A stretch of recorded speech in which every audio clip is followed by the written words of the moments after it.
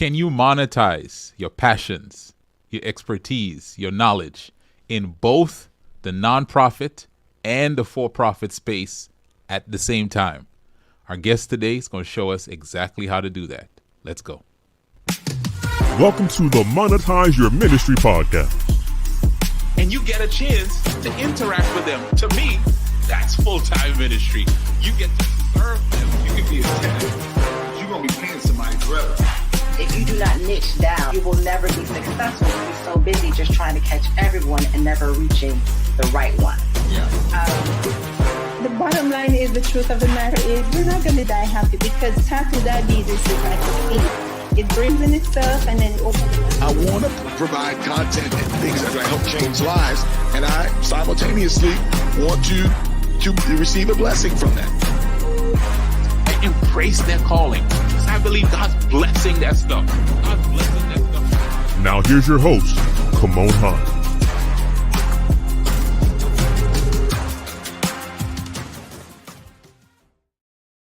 All right, welcome back. I'm excited about today's episode. And before we get into it, you know what to do. Subscribe to the podcast. If you're watching this on YouTube, make sure you subscribe to our YouTube channel. If you're watching this on another platform, go over to YouTube and look for Monetize Your Ministry podcast and subscribe over there. If you're listening to this on a podcasting platform, subscribe and then do something more and just give us a rating and a review so it'll help someone else to find this great content.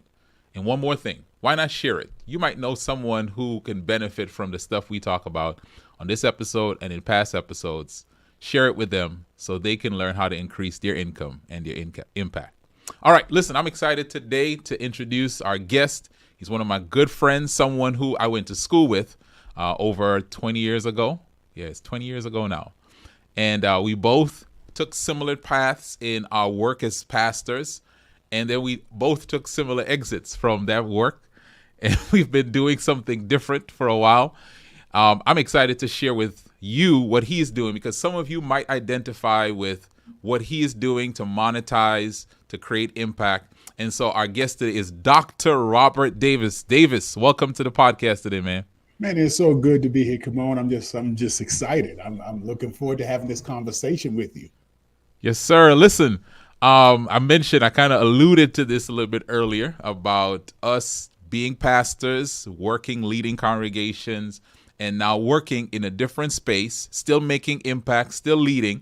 But I wanted to start off with this question, one that I ask all of my guests, right? Because this is the Monetize Your Ministry podcast. So, Robert, what is your definition of ministry? My definition of ministry is serving the larger community, serving the larger community, improving the larger community, building the larger community. So that's my definition. And of course, that has many facets. And I've really discovered that as I've transitioned out of congregational leadership, that there's just so many facets to how one can build their community, strengthen their community, enrich their community, support their community. Other words, can do ministry.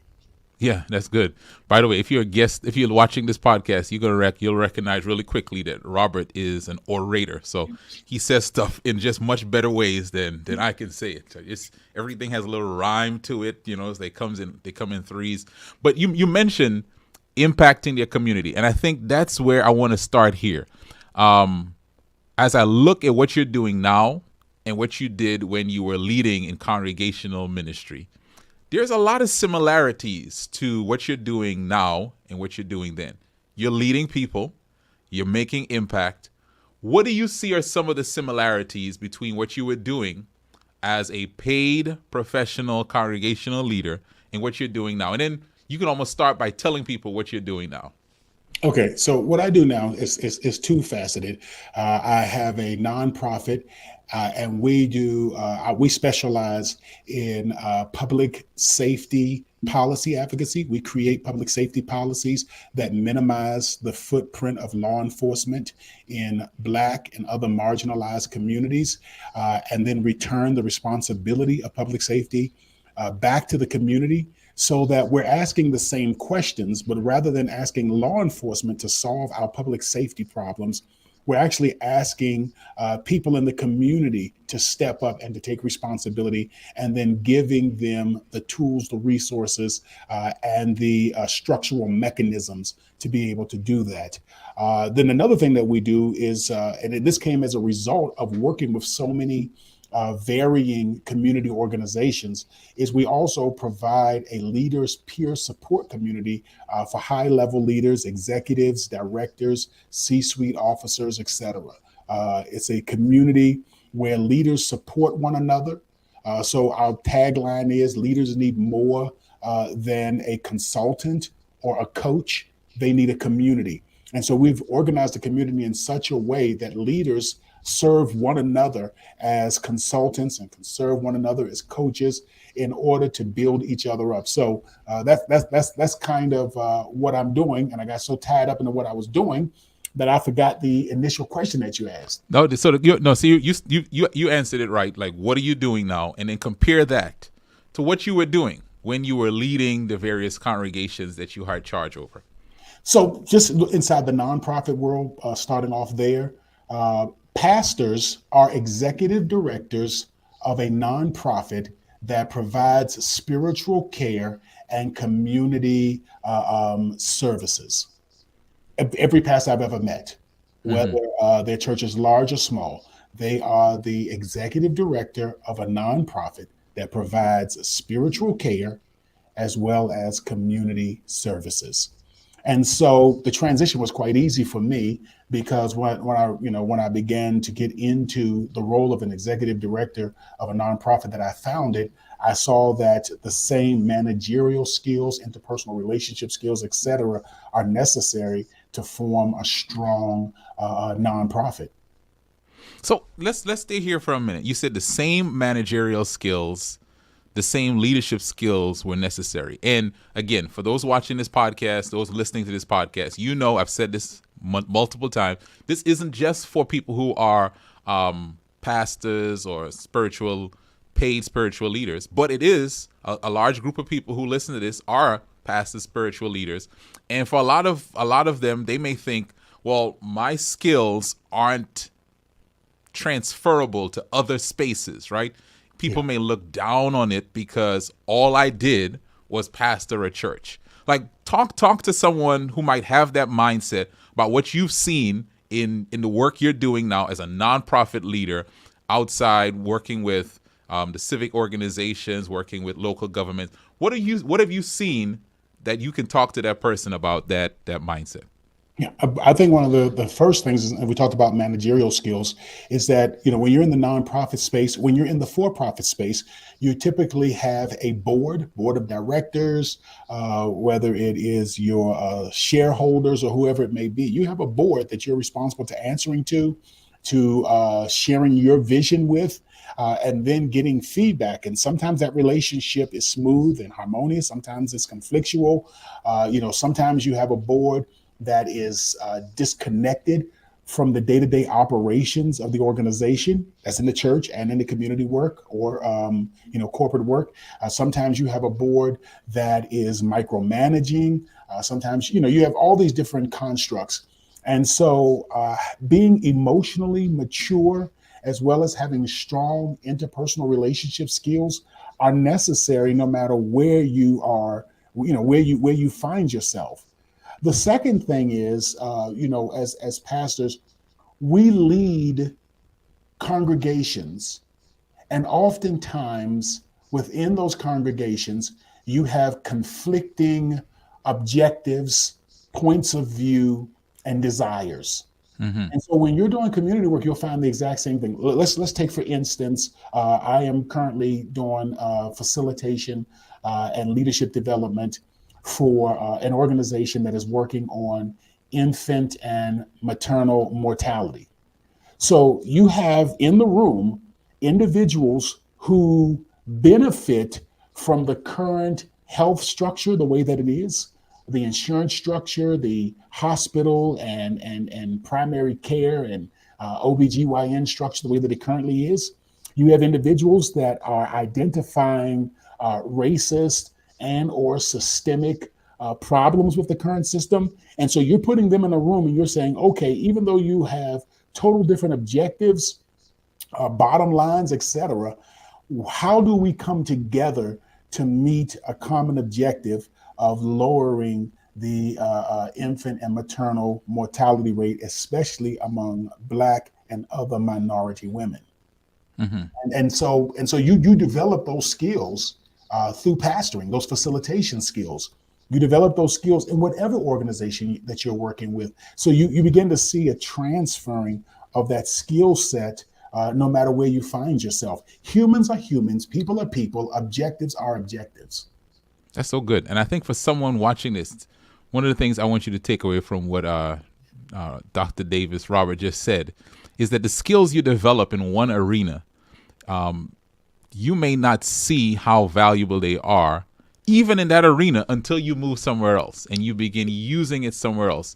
You start realizing, wait a minute, I may have been seeing this as something that's simple, but once you get into another arena with new challenges and new, as you said, people are people, but you apply those skills to somewhere else, you even begin to see even more how valuable those skills were. Exactly. Yeah. And so that's been my experience. Yeah.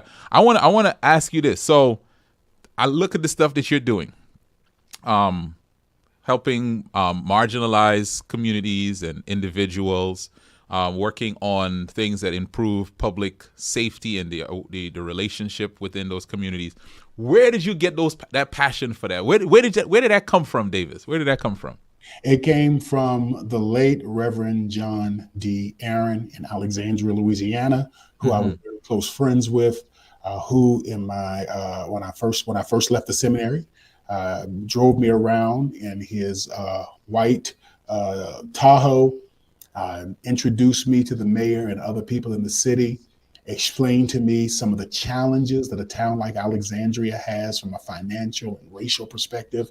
And then he looked me dead in the eyes. And I know this is going to sound, so cliche, but he looked me dead in the eyes and he said, "Robert, remember, son, you don't pastor a church, you pastor the city." And so that began me on a journey of being, heavily engaged in every city that I've pastored in, being heavily engaged around social justice, around health and equity and all of those things in every city. In Baton Rouge, before I moved here to Denver, we started the Berean Community Wellness and Support Center, which offered a free clinic for members in the community. We had after-school tutorial programs, basketball league for adults and youth to be able to come to a place and play basketball. We even had a person murdered at the basketball league game, but we continued after everything calmed down. We continued the basketball league because we recognized how important it was for our community to have access to those services and for us to be able to provide them. It's that kind of thinking again that has led this. But it was when I moved to Denver that I recognized that all of the great programs that a church provides are phenomenal, but that you also have to have people that are working behind the scenes to change the policies that create the conditions whereby the programs are necessary in the first place. Yeah. So why do we need to have a church provide a free clinic that does general health care? It's because our healthcare system is so broken. And so if we can begin to change policies around the healthcare system, then that will support what the church does. So I began to see the larger picture. Yeah. And I think you present that great picture, that putting together of the two things.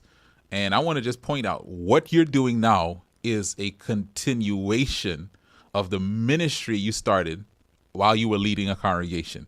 And for a lot of people, I want you to understand, when we talk about monetizing your ministry is something you start serving within a local body of believers.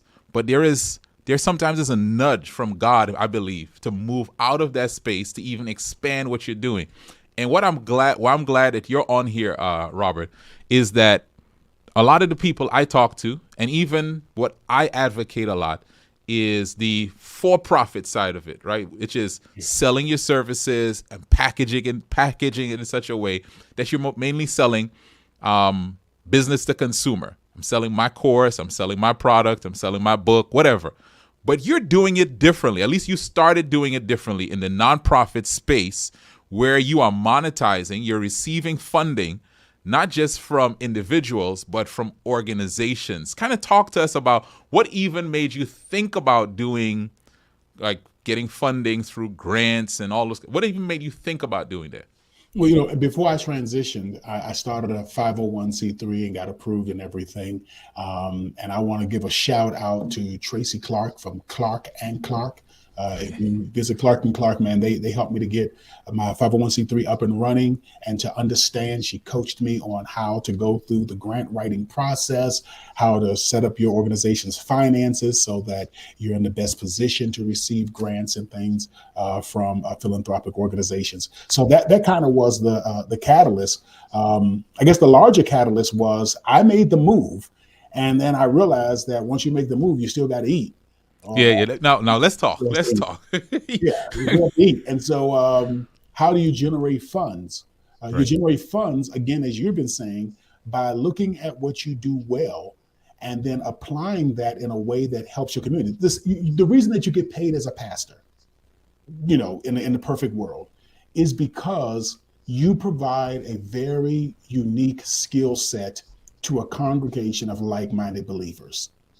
And someone is willing to pay you to lead that congregation. And so if you transfer that to something else, someone's going to be willing to pay you, whether it's a philanthropic organization, whether it's philanthropic organizations, whether it's individuals or whether it is businesses. People are willing to pay when you have something high level skill wise to offer and to provide. That's good. So you recognize, one, I want to keep serving in the thing that I've been doing. Mm-hmm. I have to get it out there, and someone has to pay for it, right? Yes. That's part of you being able to do more of the thing that you were called to do, your heart is shaped to do, your story might even have set you up to do. Someone has to pay for that. And you started off first with philanthropic organizations. I'm not asking you to give us everything, but what are 2 tips, maybe 1 or 2 tips you can give someone who is thinking, I want to monetize, maybe I want to go this route of nonprofit? What are some tips you can give them to get started, and maybe just some things to look out for? Because, you don't win all the grants. So tell us some of the tips to start and things to look out for. Tip number 1, and this is perhaps the most important thing that you need to do, and that is to schedule an appointment with Kymone Hinds. I can't even begin to tell you how important that is. Kymone, first of all, I want to just pause for a moment and say thank you, because you did a lot of behind the scenes coaching with me where you knew I was just getting started. I'm assuming that's why you did not charge me, which you were more than worth whatever you would have charged. And I appreciate you making sacrifices on behalf of my ventures. But that's the first thing I would tell people to do. Reach out to Kymone Hinds, reach out to Ideas to Life, find out, set a consultation with him so you can begin the journey of thinking through with a skilled professional coach, thinking through how you transfer your skills and begin to figure out how to monetize it. That's number 1. Number 2, and I know this is going to sound somewhat cliche again, but you've just got to do it. Like Nike says, just do it. Mm-hmm. One of the things that hinders people is fear, the fear of the unknown, the fear of stepping out. And again, I announced to my conference president, my bishop, that I was going to be transitioning out. He and I met January of 2018. I told him that in June of 2019, I was transitioning out. I began to announce to key people in my life that I was transitioning out. I didn't mention it to the church because 1.5 years is a very long time for a church to be sitting with a pastor who's leaving. But I made it very clear that I was leaving. And that made it necessary for me to take the jump, because I'm a very proud person. I can't put something out there in the atmosphere and then not do it. Right. So just do it. Set a deadline. Say, this is when I'm going to do it, and do it. Whether the money is there, whether whatever is there. Meet with Kymone, set a deadline, do it. Nice. Okay. And that doesn't mean But you got to leave. I'm sorry. Let me just say this, Kymone. I've been doing a lot of talking. I apologize. Let me just say that doesn't mean that you have to leave pastoral leadership. But if you're going to start a personal venture, you say that I'm going to start this personal venture October 2023. Do it. You can continue to pastor, but you have to have a date positive, and you launch, and only 2 people show up, or you do a webinar and nobody shows up. You just do it, and you keep doing it, and you keep falling on your face, and you keep making mistakes, but you keep pushing forward, because we didn't start off with hundreds of thousands of dollars in grants, and I didn't have 8 employees that were a part of my team when we first started off. No.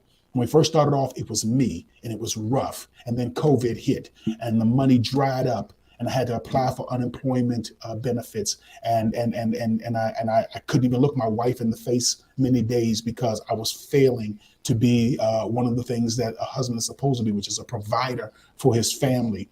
Having to rely on the federal government to give stimulus checks and stuff just so you can meet your basic daily needs was very gut-wrenching.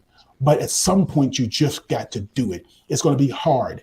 It will be difficult, especially if you leave your current source of income. And it will be sometimes embarrassing because you'll do all of this planning and advertising, and then it'll just fall completely short. People will not respond. Even close friends who said they're going to support you will back out. You're not getting any traction. You cannot stop. You have to keep continuing to push forward. Set a date and jump. wow, I love that. I love that, man. I felt chills when you were just talking, Davis, because some people don't know that story, right? Yeah. And I know this. People come into folks' story in chapter 10, and they don't see chapter 1, they don't see chapter 4. They come in on chapter 10, and they see Unboxed to Lead. They see the stuff you're doing. They're hearing about grants and the work you're doing, but they don't recognize some of the challenges. And I think you said something really key.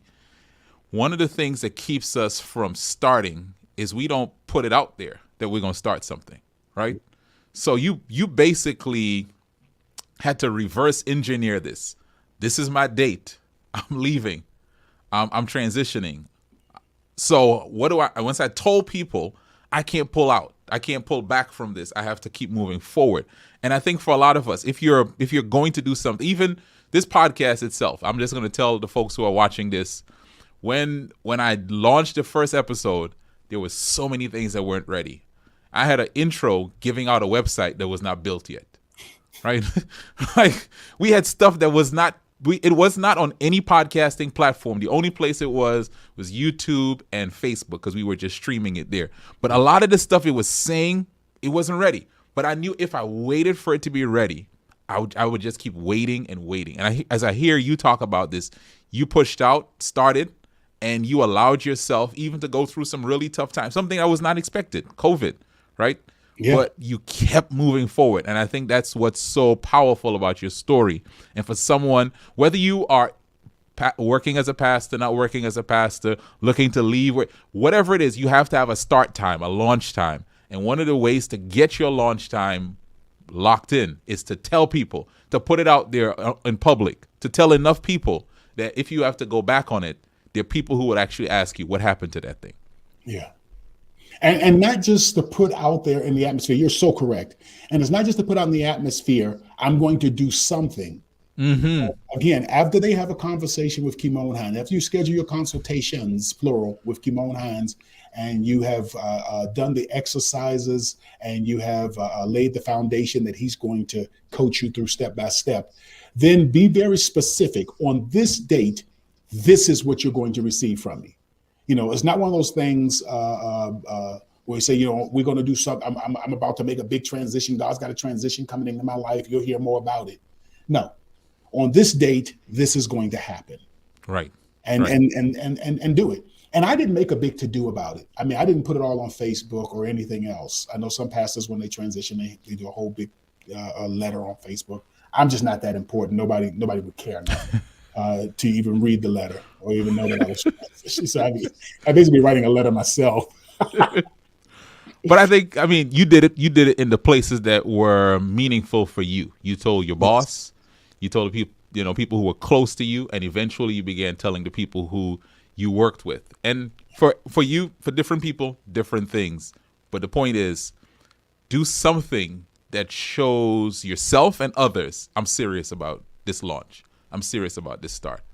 So Davis, you started the nonprofit, and you talked about the funding. You mentioned some numbers right now, but if I'm someone wanting to get started with a nonprofit, what's some steps to get that funding? I know you gave me some advice before.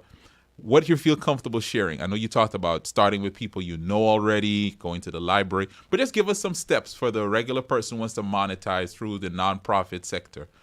What are some steps that we can take? So the first thing is to set up your 501c3. Good. Again, I recommend Tracy Clark from Clark and Clark. I believe it's clarkandclark.com and maybe .org. Keep trying until you get the right one, maybe .net. Clark and Clark. Or use Google. Or use Google. Yeah, I forgot about Google. Yeah, Google's helped a lot of people out of a jam, haven't it? But yeah, so Tracy Clark is her name, and the organization is Clark and Clark. And the reason I recommend her is because she actually does two things. She has 100% success rate in getting people their 501c3 status. But she doesn't just get you your paper. She actually coaches you through and says, this is what I did. And if ever in the future you need to do it, I'm surprised she does it this way, because you would almost think that she's working herself out of a job. But she actually wants you to know what she's doing. Then she coaches you on how to set yourself up for for financial success. So this is how you're going to need to arrange your budget. She gives you so many tools and resources, both at the time you connect with her and then ongoing. And so even now, it's years later, I can reach out to her right now, which I just reached out to her the other day, and she responds immediately and gets the stuff I need. So getting your 501c3, getting very clear about what you're hoping to do, and then doing various searches. There's a website called Grant Station. It does cost, but you can do Google searches around philanthropic organizations in your community that are giving money for what it is that you do, and apply.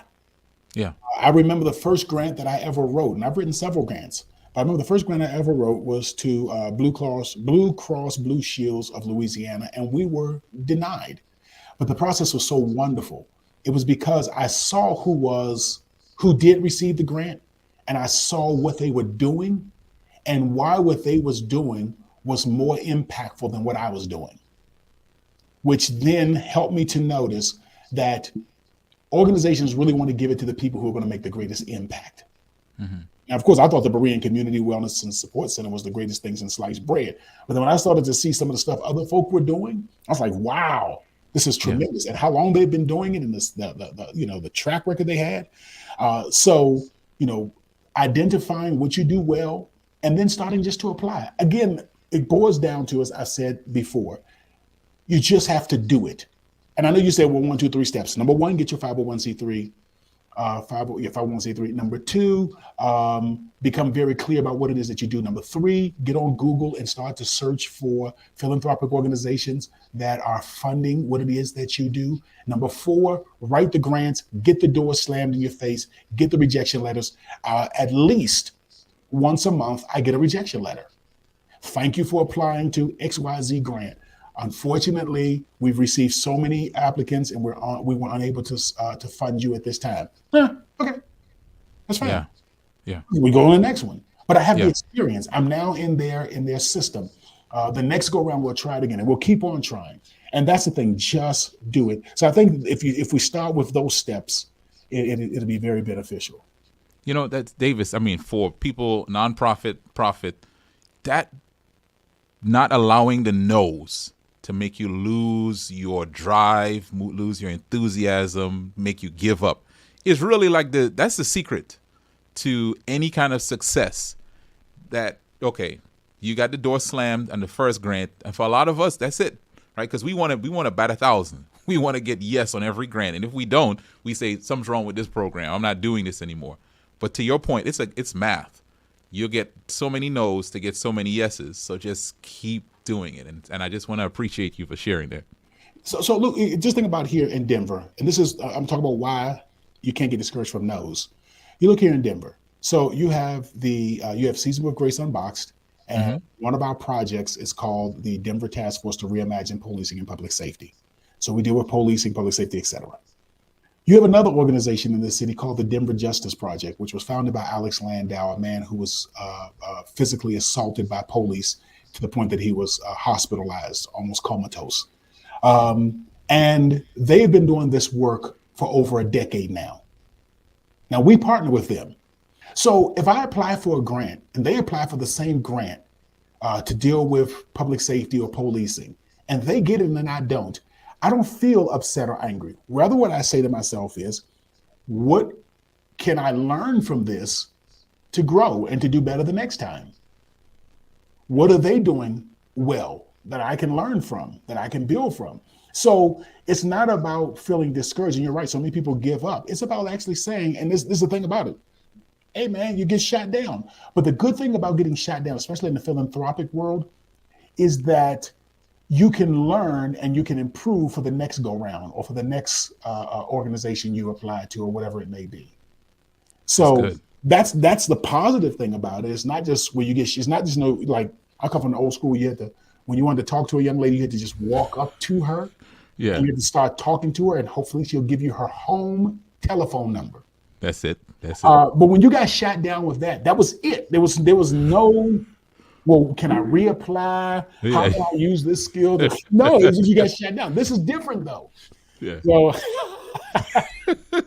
listen, by the way, this is a side note. I don't even know if I'm allowed to tell this here. But the first time I asked my wife for her phone number, this home phone number, there was no cell phones back then. That's right. Her answer to me was no. It was just no. It was no like, I'm sorry. It was just like, I tapped on her shoulder. Can I get your number? It was no. But to your point, that's not the way it works with the stuff we're talking about here. There are other ways. There are more doors to knock on, more places to apply, more grants out there, more opportunities out there.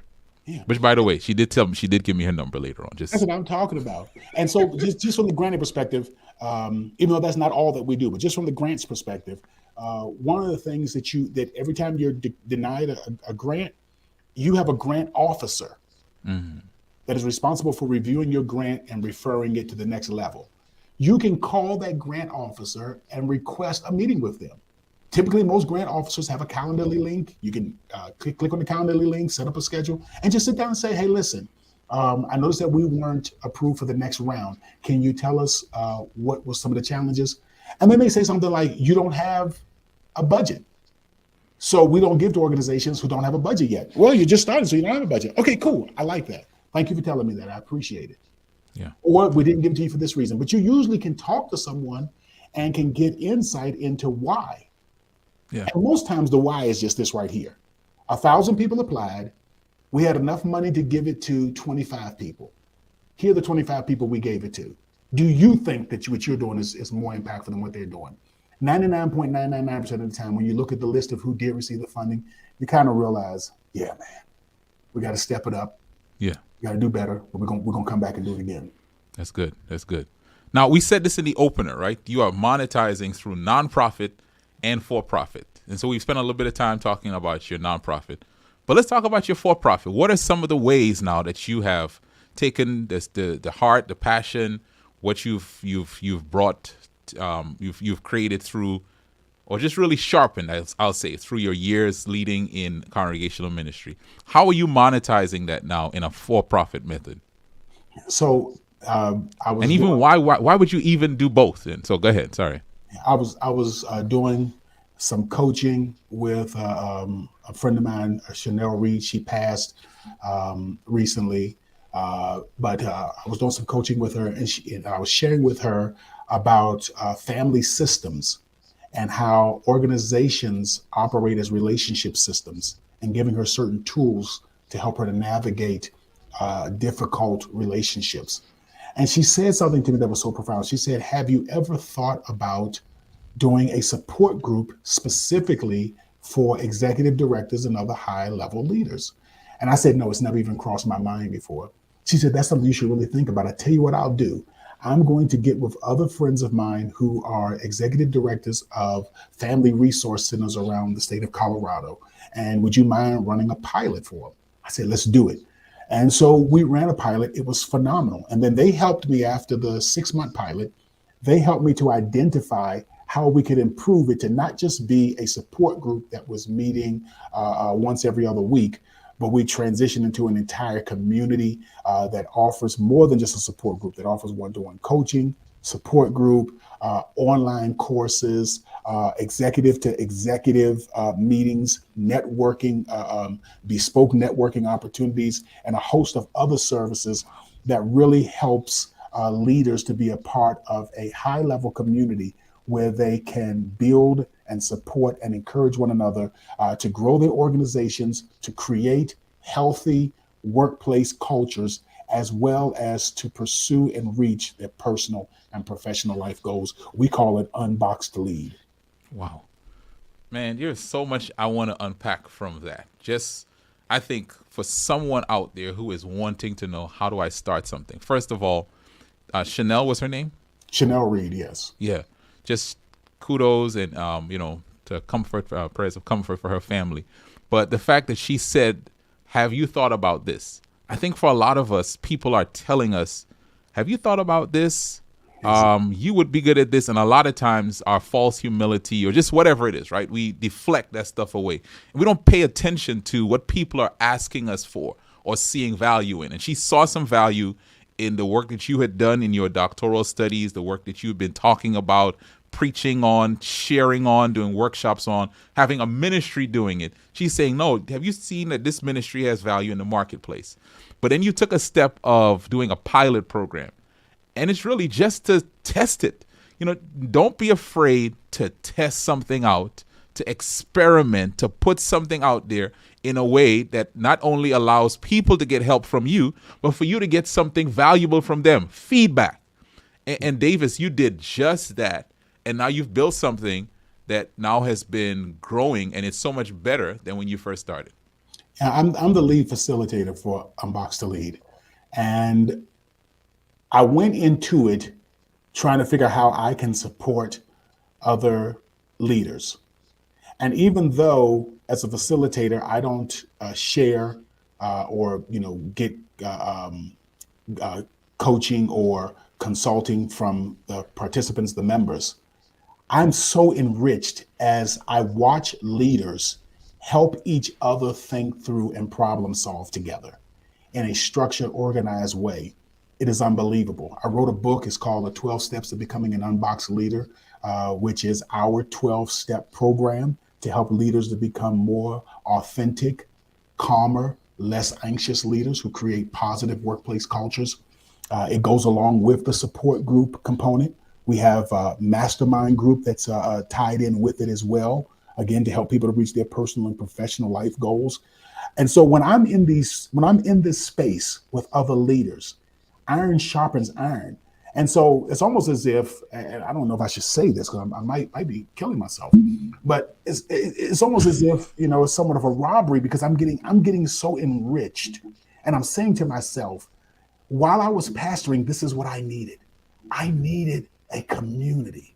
I needed a group of other leaders who were on this journey, this leadership journey, to be there with me, to be there for me, to support me emotionally, to help me to think through solutions, not to try to solve the problems for me, but to think through solutions with me, to walk with me as I try to improve both workplace and home relationships, to have a one-to-one coach that I could actually sit down with. We had mentors, but it was very unstructured. And unfortunately, many times mentors they have their own experience, but they don't have the skill set to provide you with a structure to get to the next level. Mm-hmm. But actually having, a coach that will help you in a structured way to get to the next level, having, a course that complements it. We call that course Unboxed to Learn. It's a part of the Unboxed to Lead community. Having a course that goes along with it that helps me to understand how the soft skills of leadership, not just executive skills, but the soft skills of leadership as well, has been so blessing to me as I'm working with other leaders. Davis, you are like the example that you are a great example of the fact that the ministry that God has given you, that has been just formed in a church environment, has now you seeing where it's making an impact in the world on not just a weekend basis, right? Or sporadically, but it's an everyday basis by building people and the things they do in their community, in your nonprofit work, the things they do in your work life. And that's an everyday thing. And I just want to just salute you. And for anyone who is out there, you're questioning, can my ministry find a place in the marketplace? Look at Dr. Robert Davis. He is showing you that what you have that's found value in the church has a corresponding value in the world and in the marketplace. And my COO would kill me if I didn't say, make sure that you visit unboxed2lead.com. That's unboxed2lead.com. I was just about to ask you to go ahead and tell us where we can find more stuff. So this is where if I'm a executive leader, high level leader, if I connect here, this is where tell us what I can do when I get here. When you get there, you can watch videos to learn more about what it is that we do. You can set up a free consultation with me, and you can also register to be a part of the community, all right there or at our website, Unboxed to Lead. And we periodically provide scholarships to BIPOC executive directors to be able to join the community on a scholarship. I don't say for free because there are requirements that are associated with the scholarship. So it's free financially, but it's not free.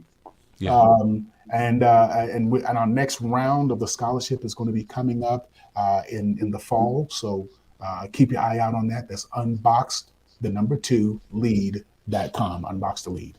Do y'all have any social media handles or any places that you want us to follow on social everything media? Is at Unboxed2Lead. Unboxed to Lead. Man, I feel so good. The fact that you have your branding so that everything is the same thing, man. That's awesome. That's awesome. Thank you. Listen, Dr. Robert Lee Davis, man, I'm so glad. I want to say this to you.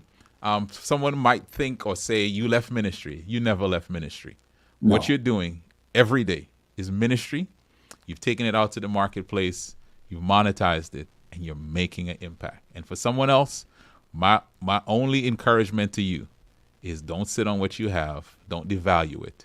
Take it out into the world. Make a difference. Welcome to the Monetize Your Ministry podcast. And you get a chance to interact with them. To me, that's full-time ministry. You get to serve them. You can be a tenant. You're going to be paying somebody forever. If you do not niche down, you will never be successful. You'll be so busy just trying to catch everyone and never reaching the right one. Yeah.